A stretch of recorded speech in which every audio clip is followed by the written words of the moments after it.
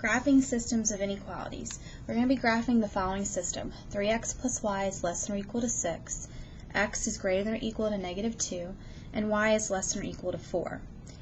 These two inequalities, the second and the third, are considered horizontal and vertical lines. X being the vertical, y being the horizontal. This is the only inequality that we have up here that's going to have a slope, which means it's going to be leaning. So the first thing we want to do with this one is solve it for y so that we're able to graph it. So I'm going to take this inequality and I'm going to leave y alone, and I'm going to move the 3x to the other side, which is going to make it negative. Now you can write it this way, or you can write it this way.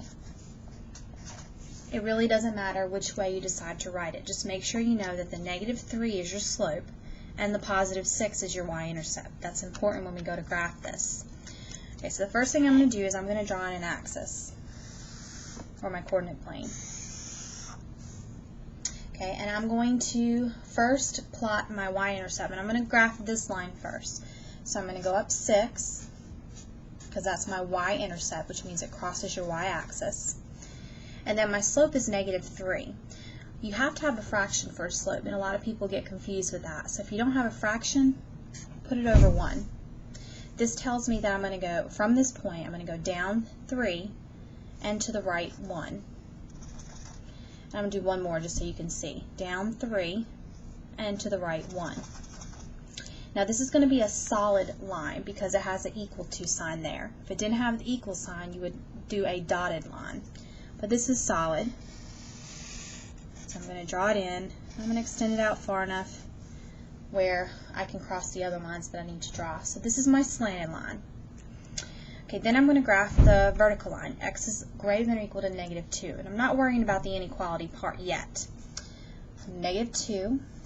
And since it's a vertical solid line again, I'm going to go straight up and straight down. Okay, that's my x is greater than or equal to -2. Then I'm going to graph the line y equals 4. So 1, 2, 3, 4. And this is my horizontal line. Again, it's solid because of the equal sign. So all three of these are solid lines. Now the next thing is to figure out where to shade, because when you're graphing systems of inequalities, your solution is a shaded region. So if we think about, let's do the vertical and horizontal first. With the vertical, x greater than -2, well, x is going to get smaller if I go this way. It's going to get positive if I go this way.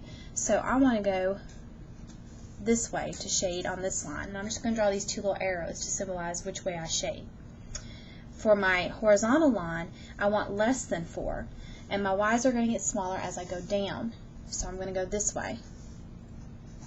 So right now it looks like it's going to be somewhere in this region here. We just need to figure out which side of this line to shade on. So when I'm doing this line, the best thing to do is to pick a point, and this is called the test point method. If I take my original equation, so I'm going to come back up here, original equation, and I pick any point that I want. The easiest point to pick is this point 0, 0. Okay, and I'm going to plug in 0 for x and 0 for y. So I'm going to do 3 times 0 plus 0, and I'm going to see if this is a true statement.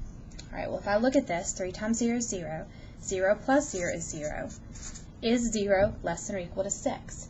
Yes it is. This is true, which means where that point is where we want to shade. So for this slanted line, I'm going to be shading to the left, basically, so down this way.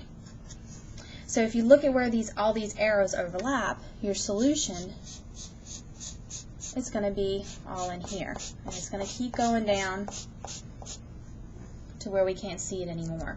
So it starts at the horizontal line, it ends at this vertical line, and it also ends at the slanted line. So all three lines form some sort of your boundary. So that is your solution. What does that tell you? That means any point you pick in that red solution is going to solve all three of these inequalities. And that's what you want to do when you're solving a system of equations or inequalities.